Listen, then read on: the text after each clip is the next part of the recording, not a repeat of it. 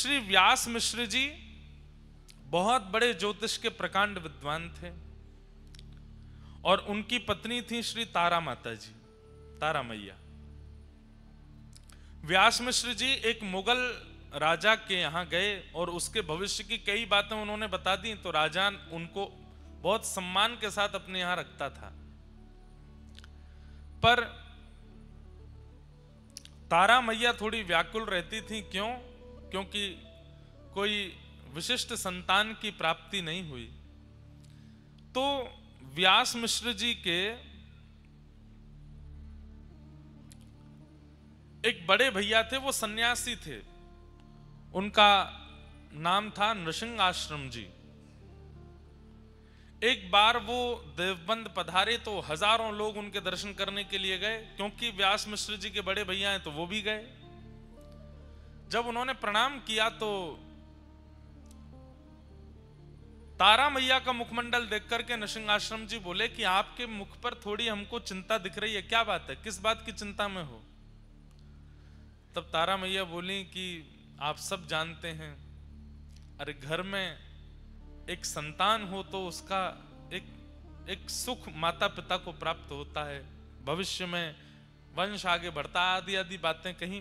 तो श्री नृसिंह आश्रम जी बोले ठाकुर जी पे भरोसा रखो, सब मंगल में होगा, और बाकी अगर तुम चाहती हो कि हम अपने दिव्य दृष्टि से देख के बताएं तो संभवतः आगे कई वर्षों तक और शायद इस जन्म में आपके यहां संतान नहीं है, पर ठाकुर जी पे विश्वास करो, शायद कुछ मंगल में हो।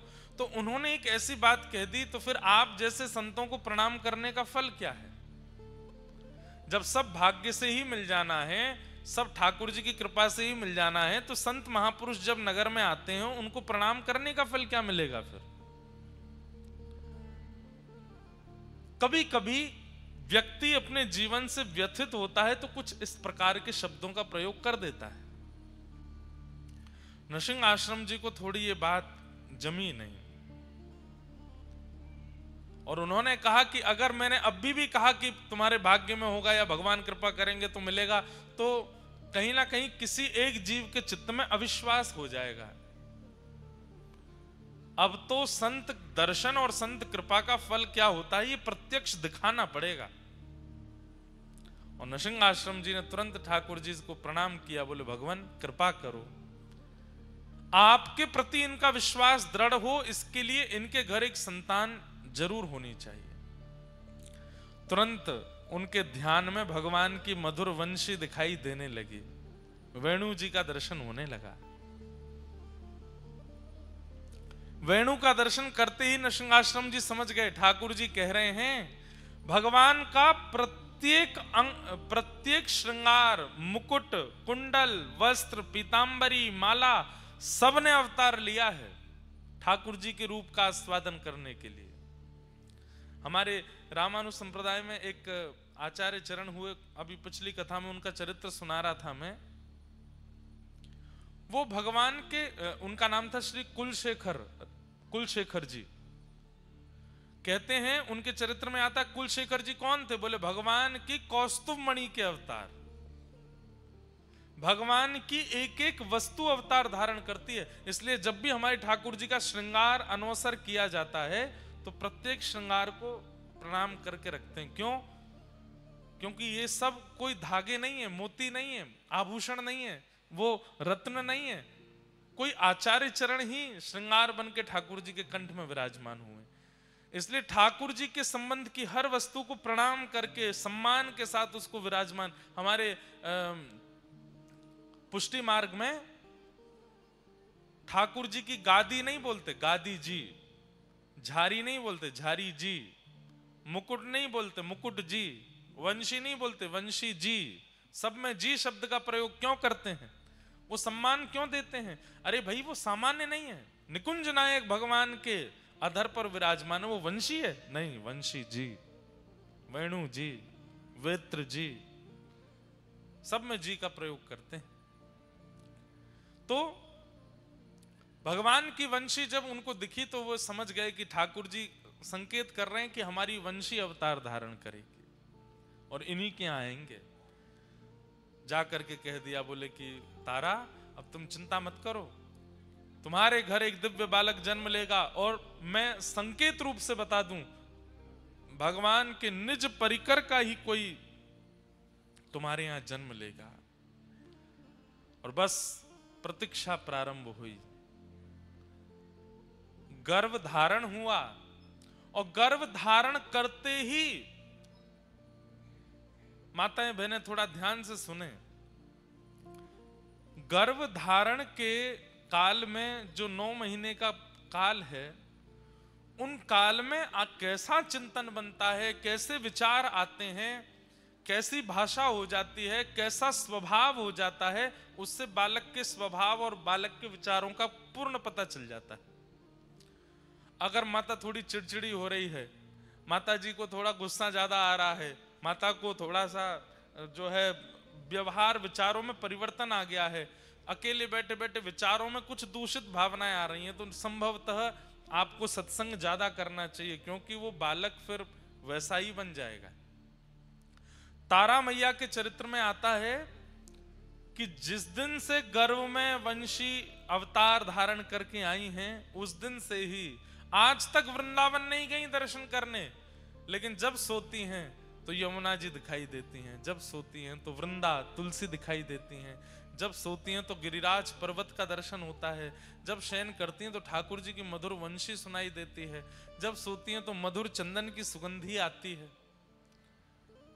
अच्छा, लगभग समस्त दिव्य आचार्यों के चरित्र में आपको यह बात मिल जाएगी कि जन्म से पूर्व उनकी मैया की स्थिति ऐसी होंगी।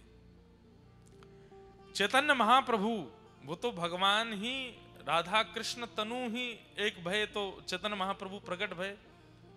उनकी माता जी के प्रसंग में भी यही आता है। वो जब नदी स्नान करने के लिए जाती थी, तो ध्यान से सुनिएगा,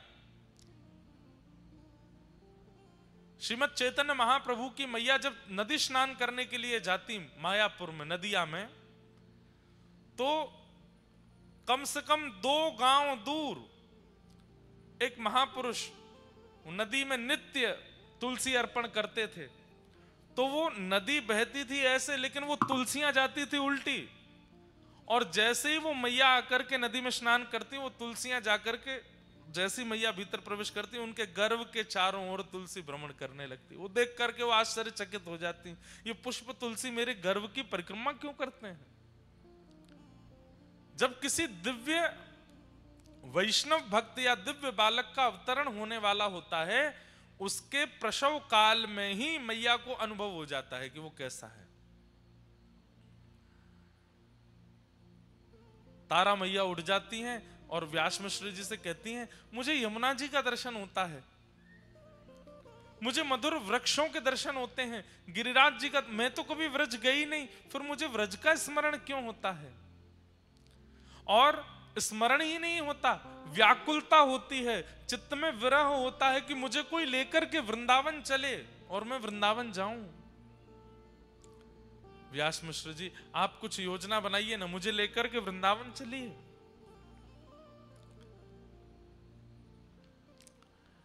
व्यास मिश्र जी बोले, अभी आपके गर्भ में बालक है, ऐसी अवस्था में वृंदावन कैसे, अब तो जिद हो गई, हट हो गया, नहीं वृंदावन जाना है। व्यास मिश्र जी ने राजा से कहा, जो मुगल राजा था, कि हमें अपनी पत्नी को वृंदावन लेकर के जाना है, आप आज्ञा दें। तो राजा ने कहा, आप रुक जाइए, कुछ दिन में हम आगरा जाने वाले हैं किसी कार्य से, और हमारे साथ पूरी सेना जाएगी, पालकियां जाएंगी, आपकी पत्नी गर्भवती है, पालकी में हम ले चलेंगे। और वो समय आया और व्यास मिश्र जी अपनी पत्नी के साथ वृंदावन गए। जैसे ही वृंदावन गए, वृंदावन का दर्शन करके आनंदित हो गए मैया। संध्या काल का समय हुआ, वृंदावन से निकलने के लिए जैसे ही उद्भत हुए, आगरा के लिए जा रहे थे, व्रज की सीमा पार नहीं कर पाए, प्रसव पीड़ा हुई मां को, इतनी वेदना हुई, इतनी पीड़ा हुई कि वहीं रुकना पड़ा। अब जो जहां पर हमारे महाप्रभु जी का प्राकट्य हुआ हितरवंश महाप्रभु का बाद गांव, वो व्रज का अंतिम गांव है। उसके बाद फिर आगरा की सीमा लग जाती है संभवतः, और व्रज विश्राम हो जाता है। वहीं पहुंची है मैया, पालकी वहीं रखनी पड़ी। सबने कहा क्या हुआ, तो प्रसव पीड़ा हो रही थी। मैया को लेकर के पास के गांव में गए, उसी को बाद गांव कहते हैं। वहां ले जाकर के ग्रामवासियों ने मैया को घेर लिया और राजा से कहा आप अपने कार्य से आगरा जाइए, अब हम तो आगे की यात्रा नहीं कर पाएंगे, हमें यहीं रुकना पड़ेगा। ठाकुर जी ने कैसी योजना बनाई कि आचार्य चरण का प्रादुर्भाव ब्रज से बाहर ना हो, व्रज में ही हो जाए। और पावन तिथि आई और बाद गांव में श्री ठाकुर जी के वंशी के अवतार हितरवंश महाप्रभु का प्रादुर्भाव हुआ, प्राकट्य हुआ। नाम उनका हरिवंश रखा गया, हरिवंश बालक। अच्छा, नाम भी हरिवंश क्यों रखा गया? हरिवंश इसलिए रखा गया क्योंकि इनका वंश आगे बढ़ नहीं रहा था। व्यास मिश्र जी का वंश आगे बढ़ नहीं रहा था, लेकिन इनके बड़े भैया ने कहा कि हरि तुम्हारा वंश बढ़ाएंगे आगे, तुम्हारा वंश आगे है नहीं ज्योतिष शास्त्र के अनुसार, और तुम्हारे माथे की रेखा से तुम्हारा वंश आगे बढ़ने वाला नहीं है, पर हरि तुम्हारा वंश आगे बढ़ाएंगे, इसलिए इसी संबंध से अपने बालक का नाम रखना। तो उन्होंने नाम ही बालक का रखा हरिवंश, श्री हरिवंश, बालक हरिवंश। हरिवंश बालक का जन्म हुआ, भगवान के वंशी के अवतार। बंधुओं, ठाकुर जी के वंशी के अवतार श्री हितरवंश महाप्रभु और किशोरी जी के वंशी के अवतार श्री वंशी अली जी महाराज, जिनका प्राकट्य दिल्ली में हुआ। उनका चरित्र भी हमने सुनाया है।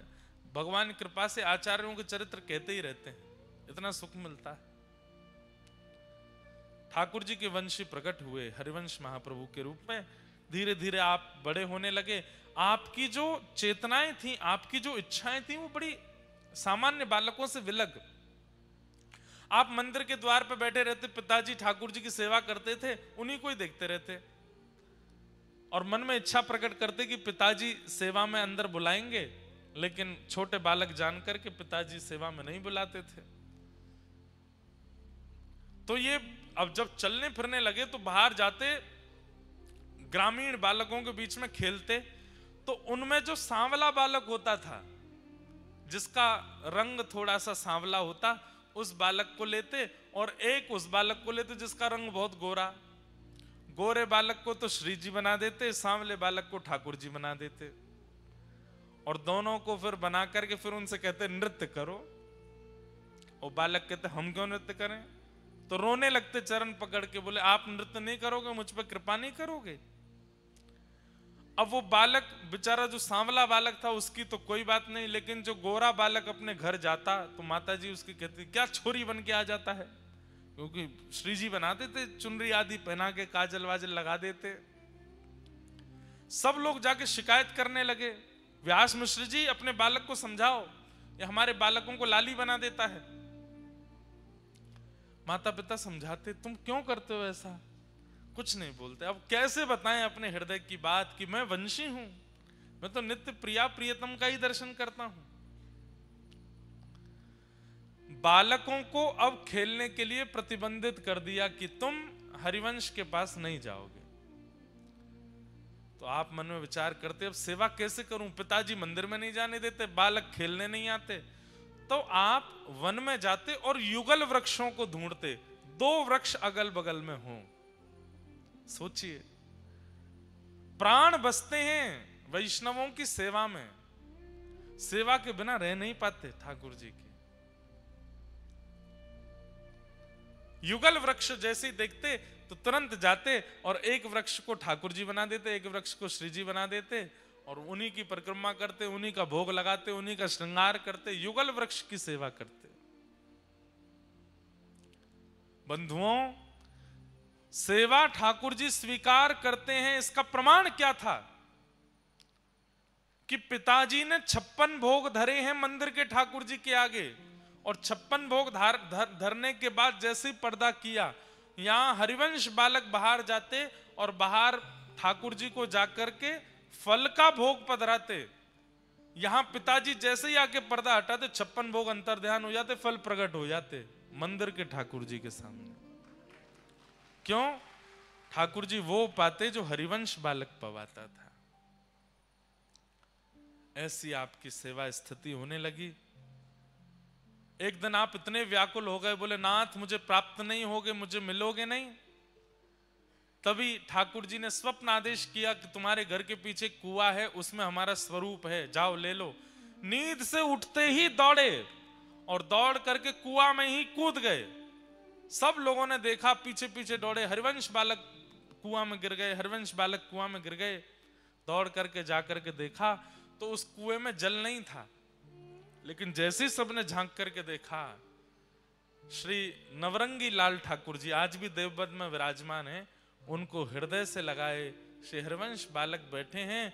और जिस कुएं का जल सूख गया था, अपने आप उसमें जल आ गया और वो जल की परत ठोस हो गई और हरिवंश बालक को लेकर के ऊपर की ओर आ रही थी। ये दृश्य देख करके सब गांववासी चौंक गए और श्री नवरंगी लाल जी विराजमान हुए। बोले राधा नवरंगी लाल की।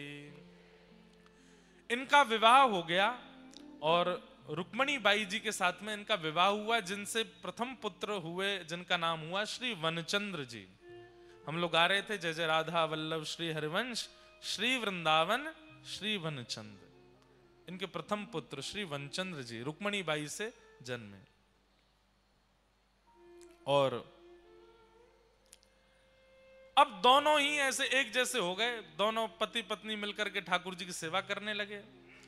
कुछ समय व्यतीत हो जाने के बाद, मैं सूक्ष्म में ही सुना रहा हूं, बहुत बड़ा चरित्र, 3 दिन लगते हैं बोलने में। धीरे धीरे अब आपका मन विरक्ति होने लगा कि अब बहुत दिन हो गए, अब ब्रज से दूर रह नहीं पा रहा मैं। अच्छा, आपका जन्म हुआ, जन्म के बाद फिर वापस माता पिता आपको लेके देवबंद आ गए थे। अब इनकी इच्छा हुई कि मैं वृंदावन जाऊं। अब किशोरी जी ने इनको स्वप्नादेश किया कि अब आप वृंदावन जाओ, सब छोड़ करके वृंदावन जाओ। आपने पत्नी से कहा कि श्री जी की आज्ञा हो गई, अब मैं वृंदावन जा रहा हूं। पत्नी ने कहा हम क्या करें? बोले नवरंगी लाल जी की सेवा करो, खूब प्रेम से सब व्यवस्थित करो। आप जैसे ही निकले घर से वृंदावन की ओर, तो रास्ते में एक गांव पड़ा जिसका नाम था चित्थावल। वहां आप रात्रि शयन के लिए रुके तो आपको पता चला कि यहां तो एक दिव्य ठाकुर जी के युगल स्वरूप की सेवा होती है। और आप जैसे ही दर्शन करने के लिए गए तो चित्थावल में जो युगल सरकार विराजमान थे वही थे श्री राधा वल्लभ लाल, श्री राधा वल्लभ लाल जी। ये व्रज से दूर है चित्थावल, वहीं देवबंद के आसपास है। आत्मदेव नाम के ब्राह्मण रहते थे। उन आत्मदेव ब्राह्मण ने शंकर जी की आराधना की। सब लोग इधर देखो, ध्यान से सुनो। और शंकर जी की इतनी आराधना की कि शंकर जी प्रसन्न होकर प्रकट हो गए और प्रकट होकर के बोले वरदान मांगो, क्या चाहिए? तो आत्मदेव जी बोले आपके हृदय को जो सबसे प्रिय लगता हो वो मुझे दे दो। शंकर जी बोले ये क्या मांग लिया आपने? बोले अब तो वही चाहिए जो आपके हृदय को सबसे प्रिय है। तो महादेव श्वेतद्वीप गए और जिन ठाकुर जी की सेवा स्वयं महादेव अपने हाथ से करते हैं, उन श्री राधा वल्लभ लाल जी को ला करके आत्मदेव को प्रदान किया। ये राधा वल्लभ जी कौन है? महादेव के ठाकुर जी हैं। इसलिए हम कभी कभी कहते हैं कि महादेव के मंदिर में जाओ, हमारे सोमनाथ महादेव के पास जाओ और जाकर के पहले खूब कह दो ओम नमः शिवाय, खूब कह दो नमः पार्वती पतये हर हर महादेव, खूब जो शिव जी की आराधना करते हो जिस प्रकार से सब कह लो, अपनी पहले पूरे मन की सारी इच्छाएं कर लो। लौटते समय हमारी कही एक बात मान लो, जब आप मंदिर से दर्शन करके लौटो तो अंतिम बार जब देख रहे हो वापस निकलने से पहले, तब एक बार कह दो बोलो श्री राधा वल्लभ लाल की। महादेव प्रसन्न हो जाते हैं। क्यों? उनकी सेवा के ठाकुर जी हैं राधा वल्लभ जी। कथा आती है कि एक बार नारद जी और गरुड़ जी दोनों को अपने ऊपर अभिमान हो गया कि हमसे बड़ा कोई भक्त नहीं है। तो ठाकुर जी ने आज्ञा की कि चलिए एक काम कीजिए। बोले क्या? श्वेत द्वीप घूम के आओ। 7 द्वीप है ना, हम लोग जिस द्वीप में रहते हैं उसको जम्बू द्वीप कहते हैं, ऐसे एक श्वेत द्वीप है। श्वेत द्वीप जाओ और वहां के भक्तों का दर्शन करके आओ। तो श्वेत द्वीप जब नारद जी और गरुण जी पहुंचे तो वहां इन्होंने क्या देखा? राधा वल्लभ लाल जी मंदिर में विराजमान हैं, देवादिदेव महादेव सुंदर आरती उतार रहे हैं, घंटे घड़ियाल बजा रहे हैं। कार्तिकेय जी और श्री गणपति जी सुंदर भोग सामग्री उठा उठा करके ला रहे हैं, राधा वल्लभ जी के सन्मुख पधरा रहे हैं। पार्वती जी सुंदर सामग्री सिद्ध कर रही हैं और लाखों की तादाद में वैष्णव खड़े होकर के राधा वल्लभ जी का दर्शन कर रहे हैं। महादेव मुख्य पुजारी बन करके राधा वल्लभ जी की सेवा कर रहे हैं श्वेत द्वीप में। दूर खड़े होकर के नारद जी और गरुण जी इसका दर्शन कर रहे थे। जैसे ही आरती पूरी हुई, आरती के बाद कपाट बंद हुए। कपाट बंद होते ही जितने दर्शनार्थी थे सब मूर्छित होकर गिर पड़े। केवल 2 खड़े रह गए। कौन? नारद जी और गरुण जी। अब ये दोनों एक दूसरे को चेहरा देखें, ये क्या हुआ? ये सब एक साथ मूर्छित हो गए। सबके पास जाकर के श्वास देखी, नब्ज देखी तो सबके प्राण जा चुके हैं। तो घबरा गए नारद जी, बोले ये क्या हो गया? थोड़ी देर में शंकर जी फिर आए और फिर से जैसे ही कपाट खोले, कपाट खुलते सब पुनः जीवित होके खड़े हो गए। नारद जी ने जाके शंकर जी को प्रणाम करके कहा, भगवान ये कैसी लीला? बोले भैया, किसी के प्राण अन्न में बसते हैं, किसी के धन में बसते हैं, किसी की वायु में बसते हैं, किसी के जल में बसते हैं। श्वेत द्वीप के दर्शनार्थियों के प्राण राधा वल्लभ जी में बसते हैं। जब राधा वल्लभ जी सामने होते हैं तो ये जीवित रहते हैं, और जैसे ही राधा वल्लभ जी के दर्शन अनवसर होते हैं इनके प्राण निकल जाते हैं। तब नारद जी का अभिमान भंग हुआ कि मैं भक्त हूं। भैया, ठाकुर जी को देखे बगैर मैं तो खूब जीवित रह लेता हूं, मैं कैसा भक्त? भक्त तो ये हैं जो ठाकुर जी को देखे बिना एक क्षण रह ही नहीं पाते, जीवित ही नहीं रहते। वो महादेव के सेवा के ठाकुर जी राधा वल्लभ जी, जब आत्मदेव ब्राह्मण ने कहा अपनी हृदय की सबसे प्रिय वस्तु दो, तब महादेव राधा वल्लभ जी को ला करके आत्मदेव ब्राह्मण को दिया, और चित्तावल ग्राम में आत्मदेव उन्हीं राधा वल्लभ जी की सेवा करते। आज जैसे ही हितरवंश महाप्रभु वहां पहुंचे, ठाकुर जी को जैसे ही देखा, ठाकुर जी ने अपने नयन मटकाने शुरू किए। मूर्तिमन ठाकुर जी ऐसे ही रहते हैं, लेकिन हितरवंश महाप्रभु के आते ही उन्होंने अपने नेत्रों को ऐसे ऐसे घुमाया। अरे ये तो बड़े प्यारे ठाकुर जी हैं, नैन मटका रहे हैं मुझे देख के। जय जय कछु आज्ञा है। ठाकुर जी ने तुरंत हृदय में प्रकट होकर के आज्ञा करी, आप मेरे वंशी के स्वरूप हो। ये आत्मदेव जी हमको शंकर जी से ले तो आए अपने पास, पर हमारी इच्छा है कि अब हम वृंदावन में विराजमान हों। इसीलिए हमने आपका घर छुड़वा करके आपको वृंदावन जाने की आज्ञा करी, और रास्ता में आप भटकते हमारे पास ही आए। अकेले मत जाओ, हमको लेकर के जाओ वृंदावन। अब सुनिए बात आगे, तो सुनिए ठाकुर जी कैसी लीला करते हैं। तो हितरवंश महाप्रभु बोले, चलेंगे आप वृंदावन? बोले हाँ, हम तो तैयार बैठे हैं। बोले ये हमारे सेवक हैं, पास में अभी आएंगे बाहर निकल के, आत्मदेव, इनसे हमको मांग लेना। और सुनो, एक काम और करना है। बोले क्या? इनकी 2 बेटियां, उन दोनों से ब्याह और कर लेना। बोले कि मैं तो विवाहित हूं और अपनी पत्नी आदि सबको छोड़ छाड़ के आया हूं। ठाकुर जी बोले हमारी आज्ञा है, माननी तो पड़ेगी। वृंदावन में तुम हमको विराजमान कर दो कि ब्रह्मा सेवा कौन विस्तार करेगा? और ये आत्मदेव जी ऐसे नहीं देंगे हमको, इनकी पुत्रियों से विवाह करना पड़ेगा। तो इतना कह ही रहे थे, इतने में ही आत्मदेव जी आ गए। ठाकुर जी पुनः खड़े हो गए ऐसे। आत्मदेव जी आकर के बोले, कहिए भगवान, बड़ी कृपा, आप पधारे। अच्छा, ठाकुर जी भी एक साथ 2 रोल कर लेते हैं। यहां हितरवंश महाप्रभु से क्या कह रहे हैं कि आत्मदेव जी आए, उनसे हमको मांग करके ले जाना, इनकी बेटियों से ब्याह कर लेना। और वहां भीतर आत्मदेव के सामने भी प्रकट हो गए और उनसे कह रहे हैं, सुनो, अब हमारी व्रज जाने की इच्छा है, बाहर एक सेवक आए हैं हितरवंश महाप्रभु, इनको हमें प्रदान कर दो। आत्मदेव जी बोले, मैं आपके बिना कैसे रहूंगा? ठाकुर जी बोले हम प्रकट होकर दर्शन दे रहे हैं ना, ये दर्शन तुम्हारी स्थिति में सदा रहेंगे। आत्मदेव जी बोले एक और प्रार्थना सुन लीजिए। बोले क्या? मैं आप चले जाएंगे तो मेरी जीविका कैसे चलेगी? मंदिर से ही मेरा घर चलता है, मेरी 2 बेटियां हैं, बेटियों का पिता हूं, कैसे निर्वन, इनका ब्याह आदि करना है, सब कैसे होगा? ठाकुर जी बोले वही तो व्यवस्था हमने कर दी है, बाहर जो आए हैं उनसे अपनी दोनों बेटियों का ब्याह कर दो, और ब्याह करने के बाद भाई बाहर कहीं ब्याह करोगे तो दहेज मांगेंगे, तुमको देना पड़ेगा, इनको दहेज रूप में हमको दे देना, हमको दहेज में दे दो। कैसे ठाकुर जी की लीला, दोनों जगह आज्ञा कर दी। यहां आत्मदेव जी गए, यहां से हरिवंश महाप्रभु बोले हमको आपसे एक जरूरी बात करनी है। आत्मदेव जी बोले हमको भी बहुत जरूरी बात करनी है। बोले पहले आप बताओ। बोले नहीं पहले आप बताओ। नहीं मुझे तो ठाकुर जी ने आज्ञा करी वो बताना है। हाँ तो मुझे भी तो ठाकुर जी ने आज्ञा करी है, मुझे भी वही बताना है। हरिवंश जी बोले तो पहले मैं ही कह दूं। बोले हाँ कह दो।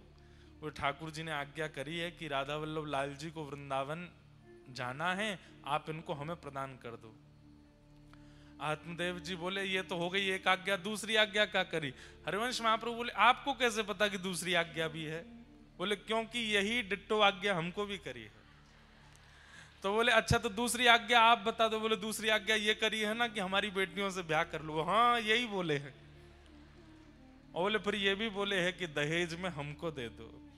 कैसे ठाकुर जी हैं, अद्भुत लीला करते। महाप्रभु जी ने दोनों कन्याओं से विवाह कर लिया। उनके नाम कृष्णदासी और मनोहारी दासी, उन दोनों से विवाह किया और दहेज में मिले श्री राधा वल्लभ लाल जी। आप लोग जब वृंदावन प्रकट जो भजन है वृंदावन प्यारो वृंदावन, उसकी वीडियो देखेंगे उसमें सूक्ष्म सूक्ष्म आचार्यों के चरित्र दिखाए हैं। उसमें जब आप देखोगे तो आप राधा वल्लभ जी का प्रसंग देखना, आज देखना जाके कैसे महाप्रभु जी विराजमान होते हैं। अभी जब बधाई पद गावे उस समय अगर कैमरा वाले भैया दिखा देंगे, उसमें जब पद गवे तब वृंदावन प्रकट पद में से वीडियो निकाल के राधा वल्लभ जी के प्राकट्य की, बहुत सुंदर वीडियो है। ठाकुर जी बढ़िया बैलगाड़ी में विराजमान भये, दोनों कृष्णदासी और मनोहारी दासी दोनों पत्नियों को विराजमान करके हितरवंश महाप्रभु राधा वल्लभ जी को लेकर के, और इतना ही नहीं खूब धन धान्य दिया, खूब संपत्ति प्रदान की। लाल जी जा रहे हैं वृंदावन, खूब बढ़िया ठाट से विराजेंगे। श्री हितरवंश महाप्रभु ठाकुर जी को लेकर के पहले वृंदावन पधारे, वृंदावन की सीमा पे ही रुक गए।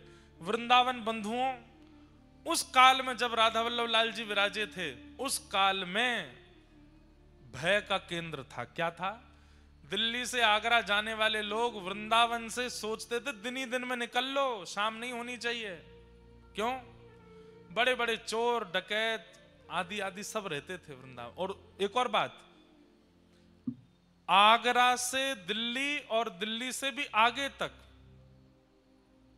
बड़े बड़े जहाज यमुना जी में चलते थे। खूब विशाल स्वरूप था यमुना जी का। तो खूब बड़े बड़े व्यापारियों का व्यापार जहाज के द्वारा, आपके गुजरात में है ना मुंद्रा पोर्ट है और भी हैं। उस समय पर वृंदावन भी एक पोर्ट था, बहुत बड़ी यमुना जी थी तो जहाज जाते थे बड़े बड़े। और वृंदावन में जो जहाज तनिक रुक जाता था उसको लूट लिया जाता था। ऐसी स्थिति थी वृंदावन की जब राधा वल्लभ जी पधारे। उस काल में श्री हितरवंश महाप्रभु पधारे और आपने आकर के मन में विचार किया कि अब ठाकुर जी को कहां विराजमान करें। तब आप पूरे वृंदावन में घूमे और सब जगह ढूंढते ढूंढते ढूंढते तभी पहुंचे ऊंची ठौर, एक ऊंचा सा टीला था।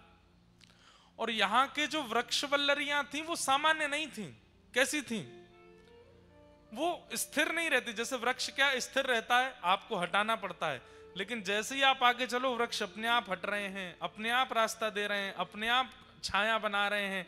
ऐसे मूवेबल वृक्ष थे ऊंची ठौर के। जब हितरवंश महाप्रभु ने उन वृक्षों के कुंजों को देखा, बोले ये बढ़िया जगह, उसी का नाम रखा मदन टेर।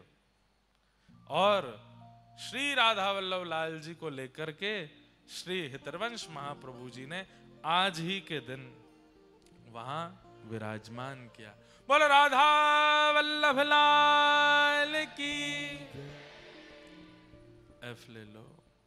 और जब प्रथम बार श्री हितरवंश महाप्रभु का चरित्र कहा था, तब ठाकुर जी श्री राधा वल्लभ लाल जी के विराजमान के लिए ये एक बधाई प्रकट करके गाई थी।